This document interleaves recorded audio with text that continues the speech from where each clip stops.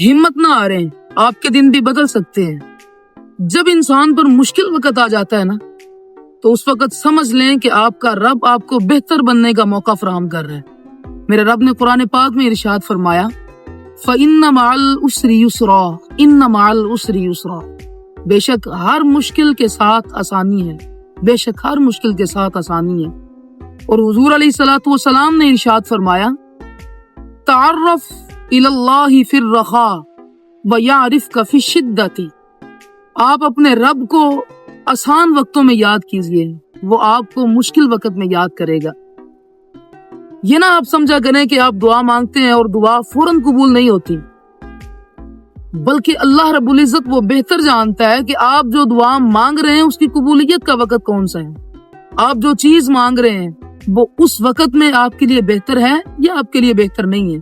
لوگوں کی باتیں، تنقید، تمسخر، یہ سب کچھ جو ہوتا ہے یہ ایک امتحان ہے۔ اصل کامیابی اس وقت ہوتی ہے جب آپ گر کر دوبارہ سے کھڑے ہو جاتے ہیں اور پرعزم ہو جاتے ہیں اپنے مقصد کی طرف۔ اس لیے مایوسی کو چھوڑیں، اپنے آپ کو پہچانیں، اللہ رب العزت آپ کو ضرور کامیاب کرے گا۔